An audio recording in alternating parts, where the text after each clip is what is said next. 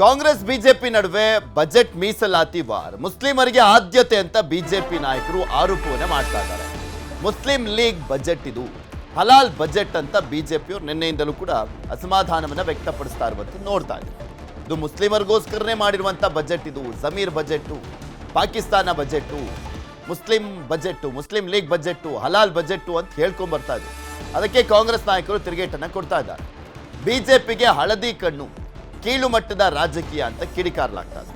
Vote bank ಅಂತ ಹೇಳ್ತಾ ಇರುವಂತ ಬಿಜೆಪಿಗೆ ಕೈ ನಾಯಕರು ಕೌಂಟರ್ ಅನ್ನ ಕೊಟ್ಟಿದ್ದಾರೆ. ಬಜೆಟ್ನಲ್ಲಿ ಕೆಲವರಿಗೆ ಖುಷಿಯಾಗಿದೆ. ನಾನು ಎಐಸಿಸಿ ಅಧ್ಯಕ್ಷರಿಗೆ ಮತ್ತು ಕೆಪಿಸಿಸಿ ಅಧ್ಯಕ್ಷರಿಗೆ ಪ್ರಶ್ನೆ ಮಾಡಲಿಕ್ಕೆ ಬಯಸ್ತೇನೆ. ಇದು ಕಾಂಗ್ರೆಸ್ ಬಜೆಟ್ ಮುಸ್ಲಿಂ ಲೀಗ್ ಬಜೆಟ್? ಬಹುಶಃ ಜಿನ್ನಾ ಆತ್ಮ ಬಹಳ ಖುಷಿ ಪಡ್ತಿರ್ಬೋದು, ಅಥವಾ ಜಿನ್ನಾ ಆತ್ಮನವೇ ಇವರಿಗೆ ಪ್ರಚೋದನೆ ಕೊಟ್ಟಿರ್ಬೋದು ಅಂತ ಅನ್ಸುತ್ತೆ ಸಿದ್ದರಾಮಯ್ಯನವರಿಗೆ. ಬಜೆಟ್ಗೆ ಬೆಂಬಲ ಕೊಡಿ ಅಂತ ನಾವು ಅವ್ರಿಗೆ ಕೇಳ್ಬೋದು, ಆದರೆ ಅವ್ರು ಬೆಂಬಲ ಕೊಡುವಂಥದ್ದು ವಿರೋಧ ಪಕ್ಷದ ಕೆಲಸ ಅಲ್ಲ. ವಿರೋಧ ಪಕ್ಷದವರು ಎಲ್ಲಿ ನಮ್ಮ ಬಜೆಟಲ್ಲಿ ಏನೆಲ್ಲ ನ್ಯೂನತೆಗಳಿದ್ದಾವೆ ಆ ನ್ಯೂನತೆಗಳ ಬಗ್ಗೆ ಅವರು ಪ್ರಸ್ತಾಪ ಮಾಡ್ತಕ್ಕಂಥದ್ದು ಅವರ ಹಕ್ಕು, ಅವರು ಮಾಡಲೇಬೇಕಾಗುತ್ತೆ. ಆದರೆ ಅವರು ಈ ರೀತಿ ಸಾಬೂರ್ ಬಜೆಟು, ಆ ಬಜೆಟು, ಈ ಥರ ಒಂದು ಕೆಳಮಟ್ಟದ ಟೀಕೆನ ನಾನು ಅವರಿಂದ ನಿರೀಕ್ಷೆ ಮಾಡಿಲ್ಲ. ಇಲ್ಲಿ ಯಾವ ಆಧಾರದ ಮೇಲೆ ಹೇಳ್ತಾ ಇದ್ದೀರಿ? ಜನರಿಗೆ ಕೊಟ್ಟಿದ್ದೀವಿ, ಹಿಂದುಳಿದವ್ರಿಗೆ ಕೊಟ್ಟಿದ್ದೀವಿ, ದಲಿತರಿಗೆ ಕೊಟ್ಟಿದ್ದೀವಿ. 2Aದಲ್ಲಿ ಎಷ್ಟು ಜಾತಿ ಬರ್ತವೆ? ಹಾಲು ಮತದವ್ರು ಬರ್ತಾರೆ, ಬರಲ್ವಾ? ಉಪ್ಪಾರು ಬರ್ತಾರೆ, ತಳವಾರು ಬರ್ತಾರೆ. ಬರೀ ಮುಸ್ಲಿಮ್ದೇ ಯಾಕೆ ಕಾಣ್ತದೆ ನಿಮಗೆ? ನಿಮ್ಮ ಕನ್ನಡಿ ಏನದಲ್ಲ, ಹಳದಿ ಕಣ್ಣುಗಳದಾವ. ನಿಮ್ಮ ಉಳಿದವ್ರಿಗೆಲ್ಲ ಬರ್ತದಲ್ಲ, ಅದು ಹೇಳಲ್ಲ. ಈಗ ಅವ್ರಿಗೆ ಸುಮ್ಮನೆ ಅದನ್ನು ಇದು ಮಾಡಬೇಕಷ್ಟೇ. 4 ವರ್ಷ ಅವ್ರು ಏನು ಮಾಡಿದ್ರು ಎಲ್ಲ ಜಗತ್ತಿಗೆ ಗೊತ್ತಿಲ್ವಾ? ಹೇಳಲಿ, ಅವ್ರು ಹೇಳಬೇಕು, ಏನು ಬೇಕಾದ್ರೂ ಅವ್ರು ಮಾತಾಡಲಿ. ಪಾಪ ಇನ್ನೇನು ಮಾಡ್ತಾರೆ ಅವರು? ಇನ್ನೇನು ಹೇಳಕ್ಕೆ ಸಾಧ್ಯ? ಸತ್ಯನ ಮುಚ್ಚಕ್ಕಾಗ್ತದ? ಸತ್ಯ ಏನಾದ್ರು ಮುಚ್ಚ. ಈಗ ಬಜೆಟ್ನ ಕಣ್ಣಲ್ಲೇ ಓದಿದ್ದಾರೆ ಅವರು, ಕಿವಿಲೂ ಕೇಳ್ಕೊಂಡಿದ್ದಾರೆ. ಇನ್ನು ಬಾಯಲ್ಲಿ ಇನ್ನೇನು ಮಾತಾಡ್ಬೋದು ಅವರು?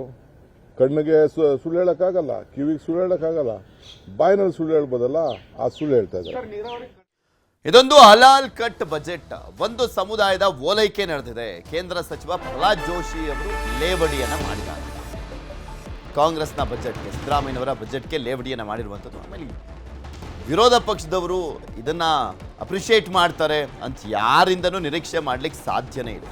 ಇವನ್ ಬಿಜೆಪಿಯವರು ಬಜೆಟ್ ಮಂಡಿಸಿದ್ರು, ಕಾಂಗ್ರೆಸ್ನವ್ರ ರಿಯಾಕ್ಷನ್ ಹಿಂಗೆ ಇರ್ತಿತ್ತು. ಕಾಂಗ್ರೆಸ್ ಅವರು ಬಜೆಟ್ ಮಂಡಿಸಿರೋದಕ್ಕೆ ಬಿಜೆಪಿಯವ್ರ ರಿಯಾಕ್ಷನ್ ಹಿಂಗೆ ಇದೆ. ಒಬ್ಬರಾದ್ರೂ ಇದನ್ನ ಸರಿ ಇದೆ ಅಥವಾ ಚೆನ್ನಾಗಿ ಬಜೆಟ್ ಅನ್ನ ಮಂಡಿಸಿದ್ದಾರೆ ಅಂತ ವಿರೋಧ ಪಕ್ಷದವ್ರು ಯಾವತ್ತಾದ್ರೂ ಹೇಳಿದ್ದನ್ನ ನೋಡ್ಬಿಟ್ರೆ ಅದು ಆಶ್ಚರ್ಯ ಆಗ್ಬಿಡುತ್ತೆ. ಅದೊಂದು ಮತ್ತೊಂದು ಅದ್ಭುತ ಆಗ್ಬಿಡುತ್ತೆ ಅಷ್ಟೇ. ಬಜೆಟ್ನಲ್ಲೂ ತುಷ್ಟೀಕರಣ, ಆಡಳಿತದಲ್ಲೂ ಕೂಡ ತುಷ್ಟೀಕರಣ ಅಂತ ಆರೋಪನ ಮಾಡಿದ್ದಾರೆ ಪ್ರಹ್ಲಾದ್ ಜೋಶಿ ಅವರು. ತುಷ್ಟೀಕರಣದ ಪರಮಾವಧಿ ಮುಟ್ಟಿದೆ. ಹುಬ್ಬಳ್ಳಿಯಲ್ಲಿ ಪ್ರಹ್ಲಾದ್ ಜೋಶಿ ಅವರು ಕಾಂಗ್ರೆಸ್ ಸರ್ಕಾರದ ವಿರುದ್ಧ ಬಜೆಟ್ನ ವಿಚಾರದ ಬಗ್ಗೆ ಆಕ್ರೋಶವನ್ನು ವ್ಯಕ್ತಪಡಿಸಿದರು. ಕಿತ್ತೂರು ಕರ್ನಾಟಕದಾಗ ಹುಬ್ಬಳ್ಳಿ, ಧಾರವಾಡ, ಬೆಳಗಾವಿ, ಕಲಬುರಗಿ ಇದನ್ನು ಮರ್ತ ಹೋಗ್ಯಾರ ಸಿದ್ದರಾಮಯ್ಯನವರು. ಬೆಂಗಳೂರು, ಮೈಸೂರು ಕೊಟ್ಟದ್ದಕ್ಕೆ ನಮ್ಮ ಆಕ್ಷೇಪಣೆ ಇಲ್ಲ. ನಮಗೆ ಕೊಟ್ಟಿಲ್ಲ ನೀವು. ಇಡೀ ಇದ್ರಾಗ ಒಂದು 106 ಸರ್ತೆ ಮುಸ್ಲಿಂ ಶಬ್ದವ. ಅಲ್ಪಸಂಖ್ಯಾತರು, ಮುಸ್ಲಿಮರು ಕೇಸ್ ಹಿಂಪಡ್ಕೊಂಡದ್ದು ಘನಘೋರವಾದಂಥ ಅನ್ಯಾಯ. ರೆವಿನ್ಯೂ ಎಕ್ಸ್ಪೆಂಡಿಚರ್ 3,11,000 ಕೋಟಿ ರೂಪಾಯಿ. ಕೆಪೆಕ್ಸ್ ಅಂದ್ರೆ ಪರ್ಮನೆಂಟ್ ಇನ್ವೆಸ್ಟ್ಮೆಂಟ್ ಮಾಡ್ತೀವಲ್ಲ, ರಸ್ತೆ ಇವು ಮತ್ತೊಂದು ಮುಗಿದೊಂದು, ಅದಕ್ಕೆಲ್ಲ ಇರೋದು 71,000 ಕೋಟಿ. ಏನು ಬಜೆಟ್ ಅಂತಾರೆ ಇದಕ್ಕೆ? ಸಿದ್ದರಾಮಯ್ಯನವರಿಗೆ 16 ಸಾರಿ ಬಜೆಟ್ ಮಂಡಿಸಿದ್ದೇನೆ. 16 ಸಾರಿ ಮಂಡಿಸಿದ್ದು ಒಂದೇ ಸಾಧನೆ ಆಗಬಾರ್ದು. ನಿಮ್ಮ ಅನುಭವದ ಪರಿಪಕ್ವತೆ ಅದರೊಳಗೆ ಕಾಣಬೇಕು. ದೇಶ ರಾಜ್ಯವನ್ನು ಹಾಳು ಮಾಡಿಟ್ಟು ಜಾತಿಗಳಲ್ಲಿ ಮುಸಲ್ಮಾನ್, ಹಿಂದೂ, ಕ್ರಿಶ್ಚಿಯನ್ದಲ್ಲಿ ಒಡೆಯುವ ಕೆಲಸವನ್ನು ಮಾಡಬಾರ್ದು. ನೇರವಾಗಿ ಒಡೆದು ವೋಟ್ ಬ್ಯಾಂಕ್ ಭದ್ರಗೊಳಿಸುವಂಥ ಕೆಲಸವನ್ನು ಮಾಡಿದ್ದಾರೆ. ಹೀಗಾಗಿ ರಾಜ್ಯದ ಇದ್ರ ಬಗ್ಗೆ ಇನ್ನಷ್ಟು ಮಾಹಿತಿಯನ್ನು ಕೊಡ್ತಾ ಹೋಗ್ತಾರೆ ನಮ್ಮ ಪ್ರತಿನಿಧಿ ಕಾರ್ತಿಕ್. ನಮ್ಮ ಜೊತೆ ನೇರ ಸಂಪರ್ಕದಲ್ಲಿ ಜಾಯ್ನ್ ಆಗಿದ್ದಾರೆ. ಕಾರ್ತಿಕ್, ಈಗ ಹೊಸ ವಿಚಾರ ಜಟಾಪಟಿ ಆಗಲಿಕ್ಕೆ ಅದು ಬಜೆಟ್ ವಿಚಾರ ಸಿಕ್ಕಿರುವಂಥದ್ದು. ಯಾವ ರೀತಿಯಾಗಿ ಇನ್ನೂ ಕೂಡ ಬಿಜೆಪಿಯವರು ಕಾಂಗ್ರೆಸ್ನ ಬಜೆಟನ್ನು ವಿರೋಧಿಸ್ತಾ ಇದ್ದಾರೆ, ಅದನ್ನು ಸಮರ್ಥನೆ ಮಾಡಿಕೊಳ್ಳುವಂಥ ಕೆಲಸವನ್ನು ಕಾಂಗ್ರೆಸ್ ನಾಯಕರು ಮಾಡ್ತಾ ಇದ್ದಾರೆ.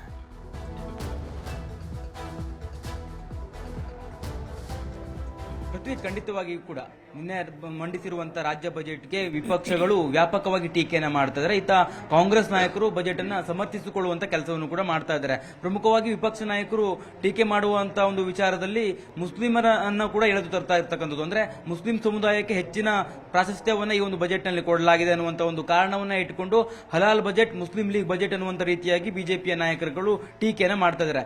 ಈಗಾಗಲೇ ಸಿಟಿ ರವಿ ಅವರು ಸಾಕಷ್ಟು ವಿಚಾರವನ್ನ ಉಲ್ಲೇಖಿಸಿ ಈ ಒಂದು ಮುಸ್ಲಿಂ ಸಮುದಾಯದ ಓಲೈಕೆಯನ್ನ ಮಾಡ್ತಾ ಇದ್ದಾರೆ ಅನ್ನುವಂಥದ್ದನ್ನೇ ವಿಚಾರವನ್ನ ಒತ್ತಿ ಒತ್ತಿ ಹೇಳಿದ್ದು ಮುಸ್ಲಿಂ ಲೀಗ್ ಬಜೆಟ್ ಅನ್ನುವಂತ ಒಂದು ಆರೋಪವನ್ನು ಮಾಡಿದ್ದಾರೆ. ಹಲಾಲ್ ಬಜೆಟ್ ಅನ್ನುವಂತ ರೀತಿಯಲ್ಲಿಯೂ ಕೂಡ ಅವರು ವ್ಯಂಗ್ಯವನ್ನ ಆಡಿದ್ದಾರೆ. ಜೊತೆಗೆ ಬಿಜೆಪಿಯ ಸಾಕಷ್ಟು ನಾಯಕರು ಈ ಒಂದು ವಿಚಾರವಾಗಿ ಟೀಕೆಯನ್ನ ಮಾಡ್ತಾ ಇರತಕ್ಕಂಥದ್ದು.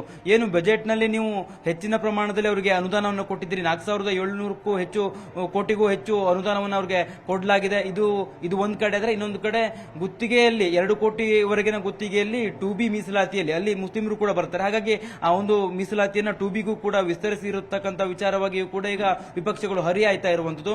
ಇದರ ಜೊತೆಗೆ ಮುಸ್ಲಿಂ ಹೆಣ್ಣು ಮಕ್ಕಳಿಗೆ ಪ್ರತ್ಯೇಕವಾಗಿ ಕಾಲೇಜುಗಳ ನಿರ್ಮಾಣ ಅಥವಾ ಆ ಒಂದು ವಿಚಾರವಾಗಿಯೂ ಕೂಡ ಈಗ ವಿಪಕ್ಷಗಳಿಂದ ಟೀಕೆಗಳು ಬರ್ತಾ ಇರುವಂತದ್ದು. ಪ್ರಮುಖವಾಗಿ ಈ ಒಂದು ರಾಜ್ಯ ಬಜೆಟ್ ಅನ್ನ ಮಂಡಿಸಿದ ಸಂದರ್ಭದಲ್ಲಿ ಬಿಜೆಪಿ ಸಾಕಷ್ಟು ಟೀಕೆನ ಮಾಡ್ತಾ ಇತ್ತು. ಹಲಾಲ್ ಬಜೆಟ್ ಇದು ಉತ್ತರ ಕರ್ನಾಟಕವನ್ನು ಕೂಡ ನಿರ್ಲಕ್ಷ್ಯವನ್ನು ಮಾಡಲಾಗಿದೆ, ಆದರೆ ಕೇವಲ ಮುಸ್ಲಿಂ ಸಮುದಾಯವನ್ನ ವೋಟ್ ಬ್ಯಾಂಕ್ ಆಗಿ ಓಲೈಸುವಂತ ಕೆಲಸವನ್ನು ಮಾಡಲಾಗ್ತಿದೆ ಅನ್ನುವಂತ ಆರೋಪವನ್ನು ಮಾಡ್ತಾ ಇತ್ತು. ಇವತ್ತು ಪ್ರತಿಭಟನೆಗಳನ್ನು ಕೂಡ ಹಲವು ಜಿಲ್ಲೆಗಳಲ್ಲಿ ಮಾಡಿರುವಂತದ್ದು. ಧಾರವಾಡ ಇರಬಹುದು, ರಾಮನಗರ ಇರಬಹುದು, ಹಾಗೆ ಮಂಡ್ಯ, ಹುಬ್ಬಳ್ಳಿ ಸೇರಿದಂತೆ ಹಲವು ಭಾಗಗಳಲ್ಲಿ ಬಿಜೆಪಿ ಪ್ರತಿಭಟನೆಯನ್ನು ಕೂಡ ಮಾಡಿದೆ. ಬಜೆಟ್ನ ವಿರುದ್ಧ ವ್ಯಾಪಕವಾಗಿ ಜನಾಕ್ರೋಶವೂ ಕೂಡ ಕೇಳಿ ಬರ್ತಾ ಇದೆ ಅನ್ನುವಂತ ನಿಟ್ಟಿನಲ್ಲಿ ಈಗ ಬಿಂಬಿಸೋದಕ್ಕೆ ಬಿಜೆಪಿ ಪ್ರತಿಭಟನೆಯ ಹಾದಿಯನ್ನು ಕೂಡ ಹೇಳಿದಿರುವಂತದ್ದು. ಅದರ ಜೊತೆಗೆ ದಲಿತರಿಗೂ ಕೂಡ ಈ ಒಂದು ಬಜೆಟ್ನಲ್ಲಿ ಅನ್ಯಾಯವನ್ನು ಮಾಡಲಾಗಿದೆ ಅನ್ನುವಂತ ಒಂದು ವಿಚಾರವನ್ನು ಕೂಡ ಈಗ ಮುನ್ನೆಲೆಗೆ ತಂದು ದಲಿತ ನಾಯಕರುಗಳು, ಬಿಜೆಪಿಯಲ್ಲಿ ಇರ್ತಕ್ಕಂಥ ದಲಿತ ನಾಯಕರುಗಳು ದಲಿತ ಸಂಘಟನೆಗಳನ್ನು ಕೂಡ ಒಟ್ಟುಗೂಡಿಸುವಂತ ಕೆಲಸಗಳನ್ನು ಕೂಡ ಮಾಡ್ತಾ ಇದ್ದಾರೆ. ಈಗಾಗಲೇ ಕರಾಳ ಬಜೆಟ್ ಎಂದು ಘೋಷಣೆಯನ್ನು ಮಾಡಿ ಈ ಬಜೆಟ್ನ ವಿರುದ್ಧ ಜನಜಾಗೃತಿಯನ್ನು ಮೂಡಿಸುತ್ತೇವೆ ಅನ್ನುವಂತ ಮಾತನ್ನು ಕೂಡ ಗೋವಿಂದ ಕಾರಜೋಳ ಅವರು ಕೂಡ ಹೇಳ್ತಾ ಇದ್ರು. ಜೊತೆಗೆ ವಿಪಕ್ಷ ನಾಯಕರಾಗಿರ್ತಕ್ಕಂಥ ಪರಿಷತ್ ವಿಪಕ್ಷ ನಾಯಕರಾಗಿರ್ತಕ್ಕಂಥ ಚಲವಾದಿ ನಾರಾಯಣ ಸ್ವಾಮಿ ಅವರು ಕೂಡ ಹೇಳ್ತಾ ಇದ್ರು. ಈಗಾಗಲೇ ಸಾಕಷ್ಟು ಸಂಘಟನೆಗಳೊಂದಿಗೂ ಕೂಡ ಅವರು ಮಾತುಕತೆಯನ್ನು ಕೂಡ ನಡೆಸಿರುವಂತದ್ದು. ಇದು ಒಂದು ಕಡೆ ಆದ್ರೆ, ಇನ್ನೊಂದು ಕಡೆ ರಾಜ್ಯ ಕಾಂಗ್ರೆಸ್ ಸರ್ಕಾರದ ಬಜೆಟ್ ಅನ್ನ ಆ ಪಕ್ಷದ ಸಚಿವರುಗಳು ಸೇರಿದಂತೆ ಮುಖಂಡರುಗಳು ಸಮರ್ಥನೆ ಮಾಡ್ಕೊಳ್ತಾ ಇದ್ದಾರೆ.